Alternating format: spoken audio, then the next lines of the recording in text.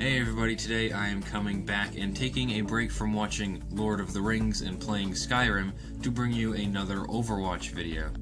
Yes, this is a skin based on the new event, Overwatch Storm Uprising, so that means I have to take a break from playing all these other games and go back to doing this. So, I cannot wait. So, I saw the skin revealed like 2 days ago, and I just knew I had to do something with it because it's a really good skin. I wasn't really going to grind for a lot of skins, but then Blizzard just had to release this one and the Ash one that now I'm going to have to grind endlessly for. So, without further ado, let's get into the actual build. Alright, before we get into all this stuff here, I will bring you a closer look at the little bird here. I'll get a stand to prop him up. So yeah, this is really it. There's nothing special about this bird. I just kind of want to make a little tiny thing that goes up. His legs are still on Bastion.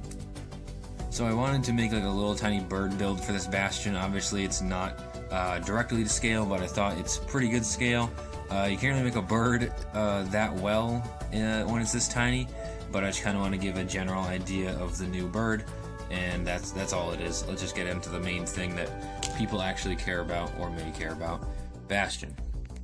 This is the front view right here. I had a really hard time trying to get the overall proportional look. I mean, I've revamped my Bastion design in iterations that you've seen on the channel and ones that you haven't, but I kind of tried to get the chest right because I had never been able to get like an indent down there and then have this chest piece kind of protruding without it looking really weird, and before just had like that skeletal T-piece right there and not that, so it kind of looked a little bit skeletal, but I feel like I did it pretty well there.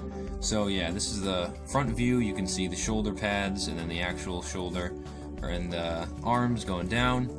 And you take a look at the gun right here. The gun is nothing special, it's just held together by that rod. I didn't want to make it too bulky like previous Bastions, I just kind of want to make it smooth like the actual skin.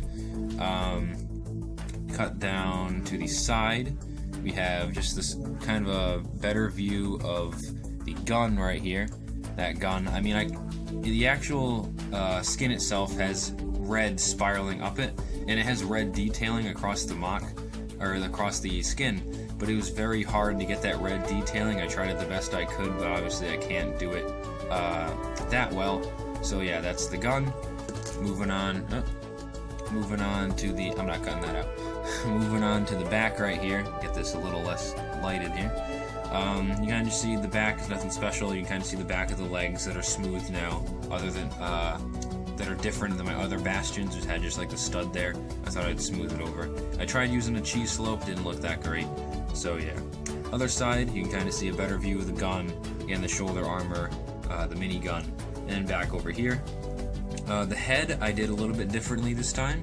I couldn't have it flat and have like the angled piece that I want, because the actual skin, if you notice, has just a triangle piece, but obviously if I cut this in half it can't stick because the Lego revolves around the circle, and like the indent on this brick to really stick in there, obviously, because people who watch the channel know how Legos work, or Lego. God, I'm gonna get so many comments now.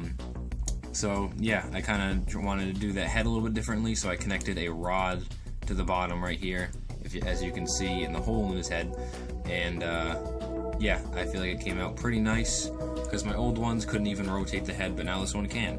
So I feel like it came out pretty darn good. I couldn't make like the ear pieces either that the skin has, because obviously I can't make anything like half a brick long. It's just not how Lego works. So yeah. And then again, in the bottom chest piece, I have just a flat thing and then a headlight brick supporting that.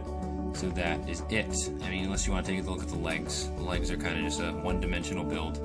They're fine. I like using these feet better than my other feet, which were the clips, because they're more stable. So, I don't know, I feel like I've ranted on this long enough. This is the build, so I hope you guys enjoy that.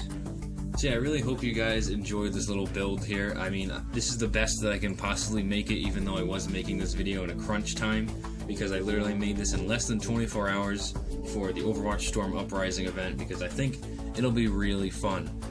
It hasn't came out yet, but it does look like it has to do with something with vehicles, and my beliefs are further confirmed by last year when they hired over, I think it was 40 or 400, I can't really remember, game designers to work on vehicle programming. So it's gonna look really fun. I can't wait to grind for this skin, and I just think it's gonna be a good time. So I hope you guys really enjoyed this video. I know it's quick, but I really wanted to make this skin. Even though I don't know how well it came out, I thought it came out pretty well for what it's based off on, and the scale that I had to make it in, minifigure scale. So I thought it was pretty well done. If you thought it was pretty well done, please like the video. If you didn't, please dislike the video. And I'll see you next time. Keep building, stay creative, and peace out.